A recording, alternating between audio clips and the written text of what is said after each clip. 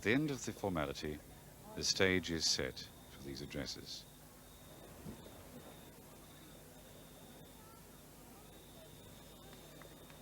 The Prime Minister smiles as he rises and comes forward to the lectern.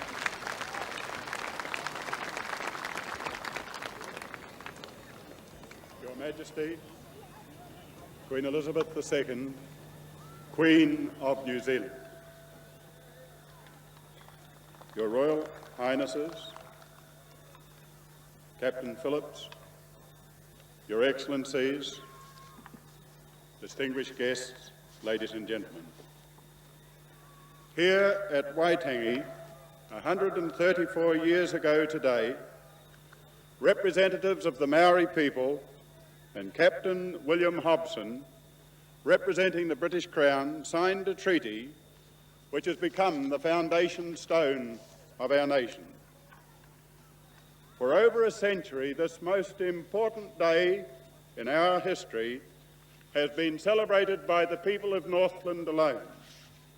But from 1974 onwards, Waitangi Day is to be New Zealand's Day and will be observed as a holiday throughout the country.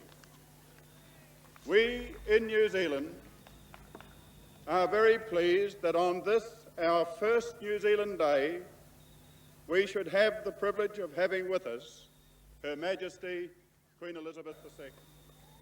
We have chosen the anniversary of the signing of the Treaty of Waitangi as New Zealand's Day, and as we do, I wonder if we all realise the special meaning of this choice. Other nations celebrate on their national day acts of violence, a revolution, a coup, or perhaps a war. But we achieved our independence and our nationhood gradually and peacefully. We have no desperate revolution as the focus of New Zealand's day. We remember no martyrs who fought to overthrow a tyrant or to drive out an alien power. We were the lucky country. Others before our time had caused the government of Great Britain to consider new ways. And the genius of the British people has been to learn from experience and to adapt. For us, independence was handed on a plate in the most friendly, gentlemanly, rational fashion. We came to nationhood with no legacy of bitterness, no old scores to pay off. True, Maori and Pākehā came to blows, but there was also valour and honour and restraint on both sides.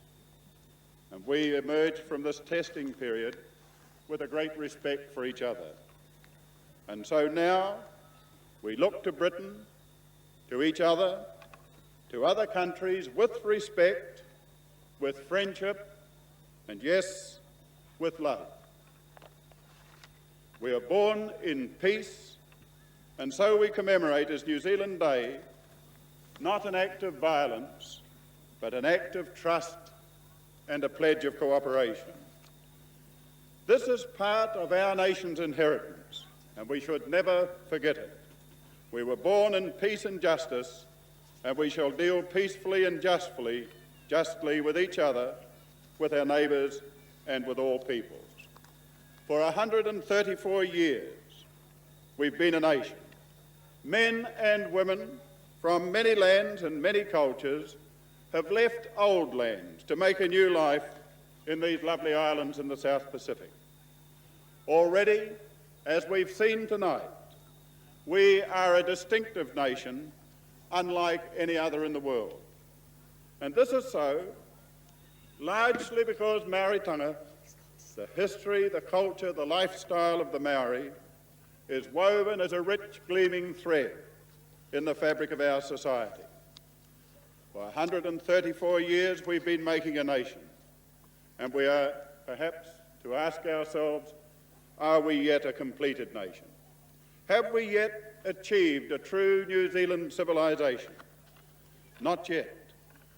But the very ease with which independence came slowed down the process of establishing a clear New Zealand personality. We didn't have to react against some other country, so that we have not yet fully developed ourselves. But now, as a nation, we are independent and on our own. Britain has joined her destiny with Europe's, and we must draw more upon the spiritual and cultural strength of the people who make our nation. And we're ready, and I know that we've not reached the end of the road. We've scarcely started on that journey. The Maori people, similarly, have not reached the end of the road. They are in the middle of a great migration, as significant and meaningful as the migration that brought them to the shores of New Zealand.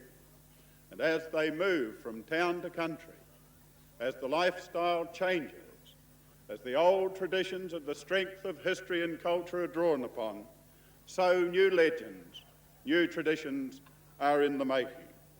Here in these islands, great things are happening, and all of us together are on our way making New Zealand.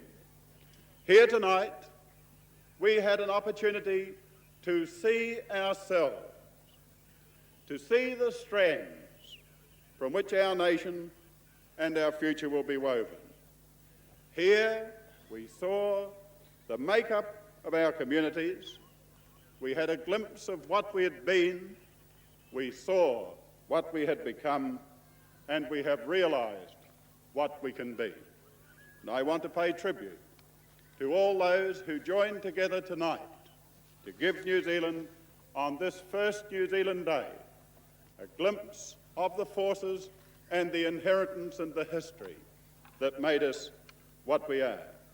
Our future will be what we make of it for ourselves, the sum total of our daily actions and our willingness to join together. And if we join together in a spirit of cooperation and of mutual respect, everything is possible, nothing is beyond us.